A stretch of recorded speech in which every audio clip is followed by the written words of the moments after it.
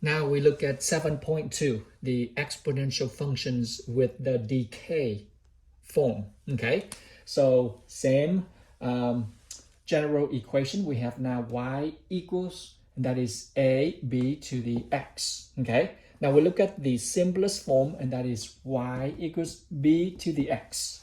All right, now if the function has the value for b, and b is in between 0 and 1. This is how we call the decay, okay? The decay functions of exponential. All right, what would the graph look like? You see right here. From the previous lessons, we know that for the growth function of b to the x, and b is bigger than 1, then you have the function, the graph increasing from left to right.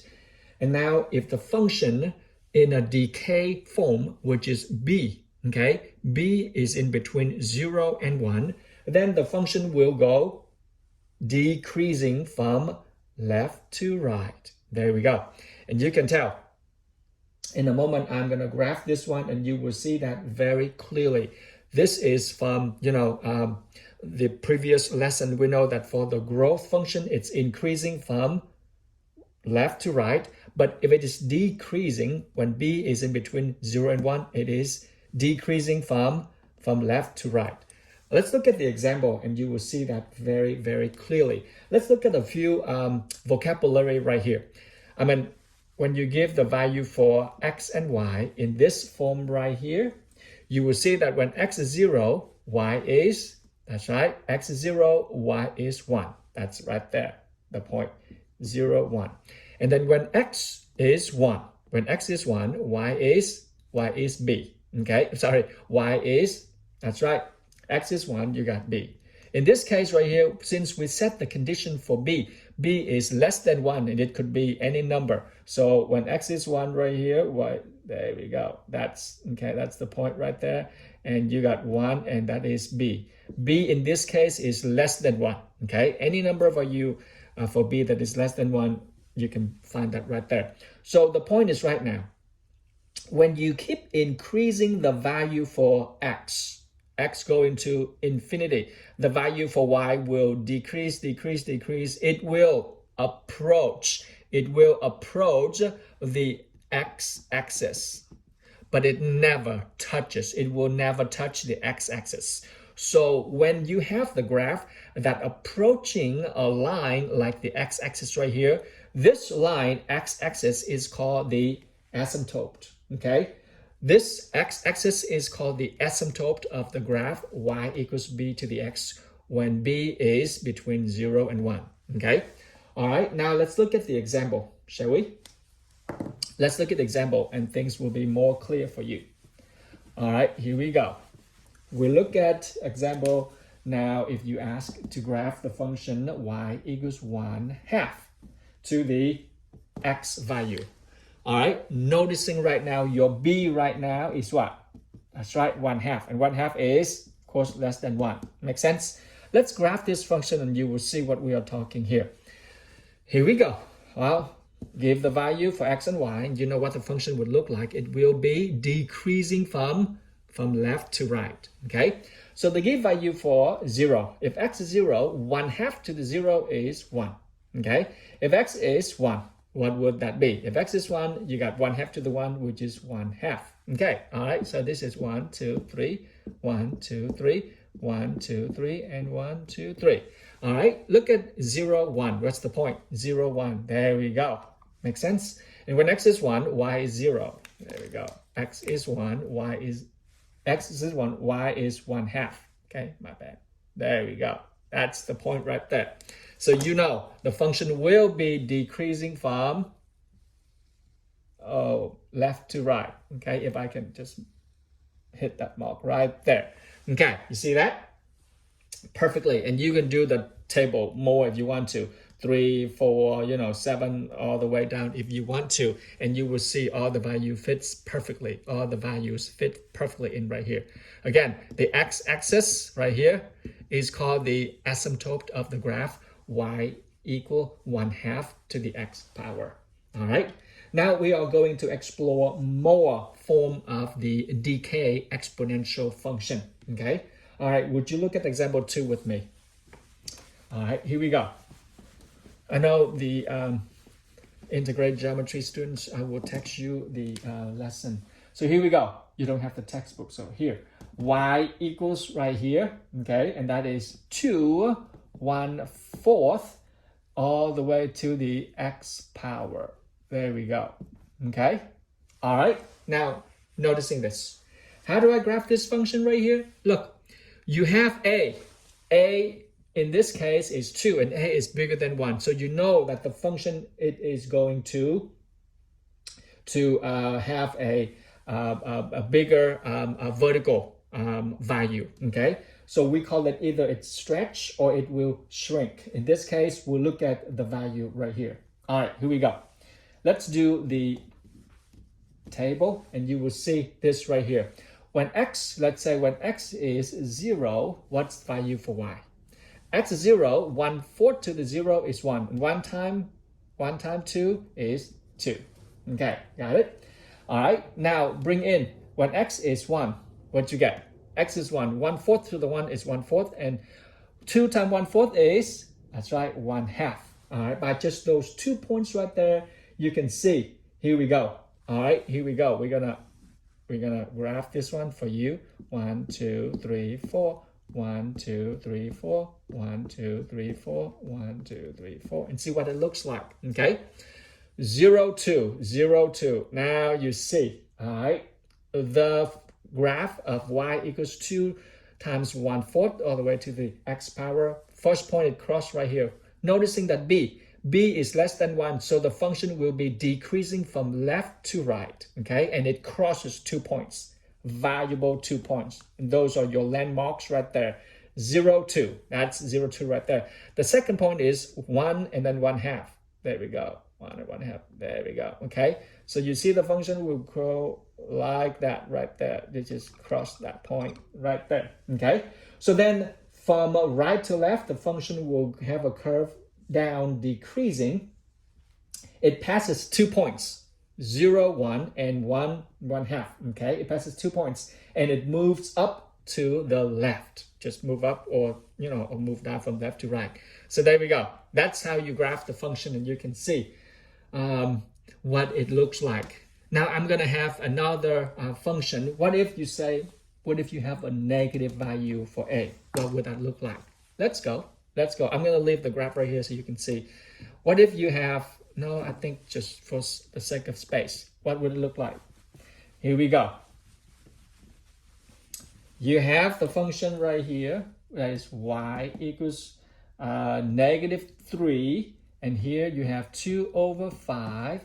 This is all the way to the x value, okay? You see this. Noticing that a is negative value, so the graph will be the reverse of the positive value. Same thing, do the value table for me right here. Okay, plug it in. When x is 0, it's easy to start with 0 because you can track down, the graph. X is 0, 2 to the 5th, 0, that's 1, times -3 is -3, okay? The next point, x is 1. If x is 1, what you get? If x is 1, then you got 2/5 times -3, that's you got -6/5. All right? Okay, you can give in more value if you would like to, 2, 3 if you want to, but just this is enough for me to just do that. Look at this right here. All right, here you go. What would the graph looks like when you have a negative a? Okay, all right, x is 0, y is -3. There we go. That's -3 right there. Got it? Okay, x is 1, y is -6/5, which is somewhere right here. All right, so there we go. Okay, you see that? So this is what the graph looks like right here.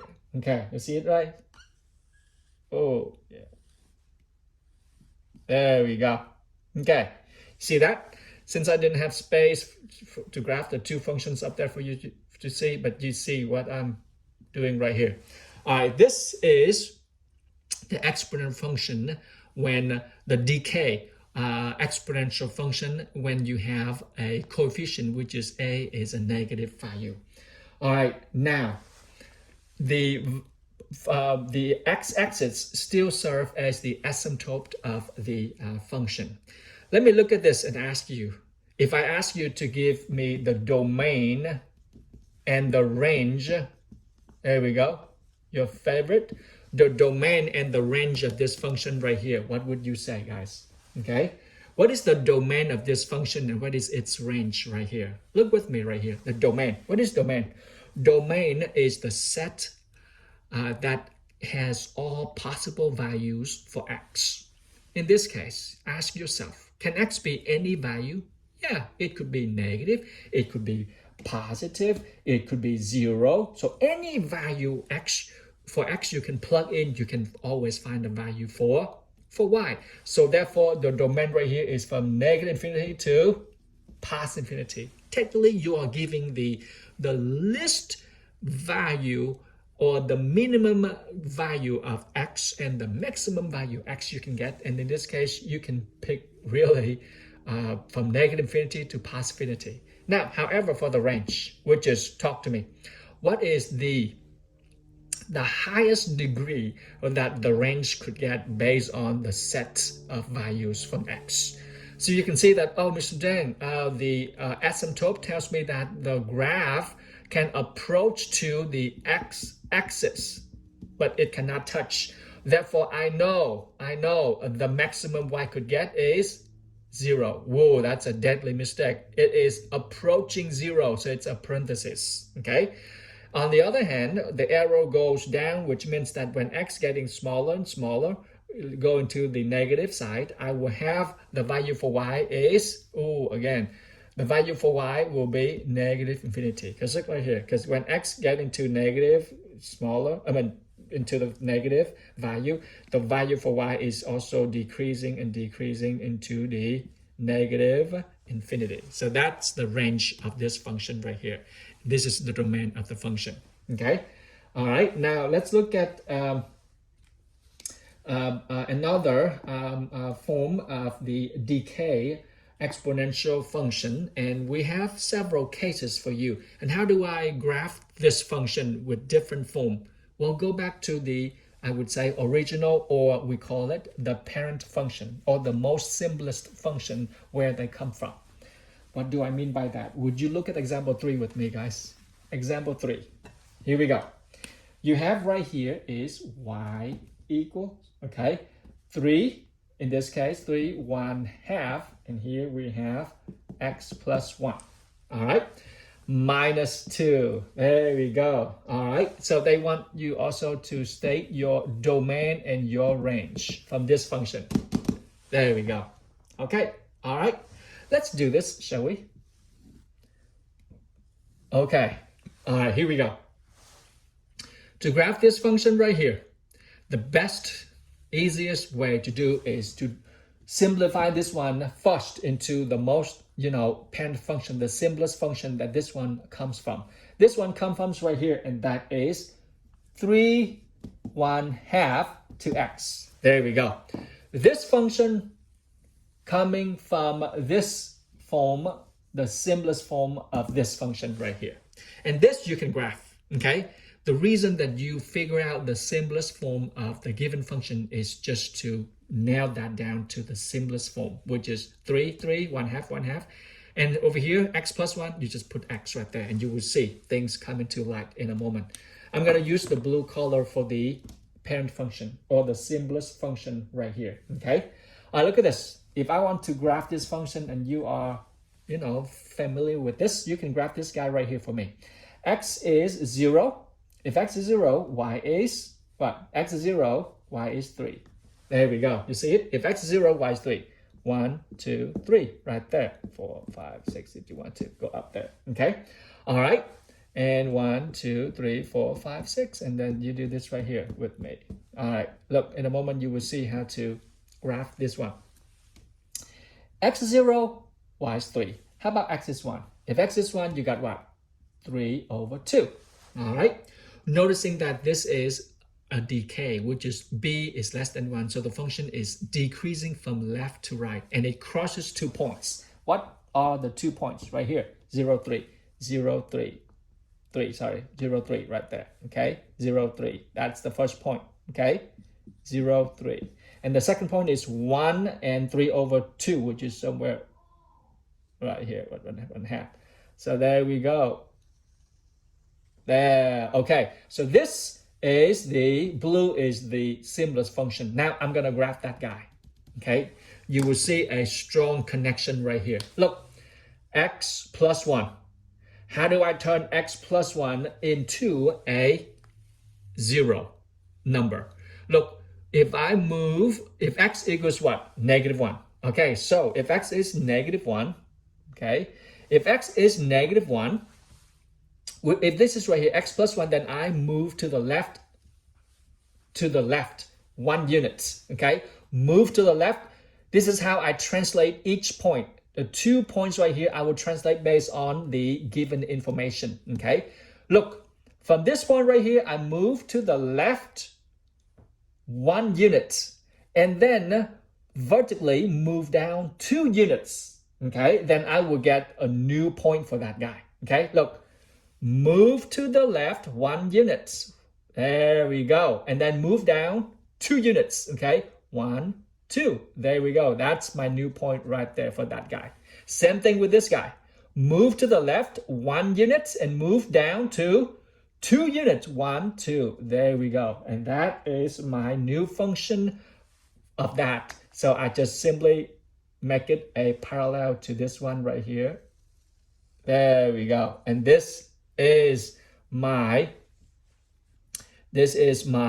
function right here, and make sure that just like the original function of the simplest function, the pen function, it will never cross the x-axis, which is in this point, that is x right there.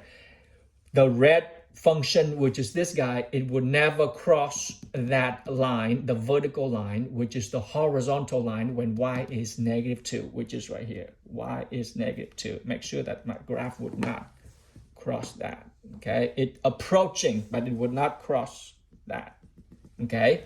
So the asymptote of the red function is the line y equals -2. There we go. You see that, guys? Okay. So they not reflect, but this is a translate the red function, which is the given, the one that you're performing to graph. It is a translate of the original function. Translate what? Translate 1 unit to the left and then 2 units down vertically, okay? And the asymptote of the red function is y equals -2. Why do you need the asymptote? Because that will help you to determine the range of the function. So having said that, shall we go ahead and just determine what is the domain of the red function, the domain? Well, ask yourself, is there any value that x plug in, destroy the function? No. You can find any values for x. X can be any value right here. You can bring the value for x. Any value you can bring in for x, okay? Any value. However, here, that's the domain. X goes everywhere from -infinity to positive infinity. However, the y value, what is the minimum y can get? The maximum y can get? Well, you see that in this case right here, the red function, the minimum y can get, okay? The minimum y can get and cannot go any lower is -2. -2. So you see, it cannot touch -2. I keep doing that. -2. All right, but then what about the maximum y can get? Look, it goes up, up, up. So it will keep going, and that is positive what? Infinity. There we go. So that is your domain and the range of the function. Okay. All right, let me move into the next video for you.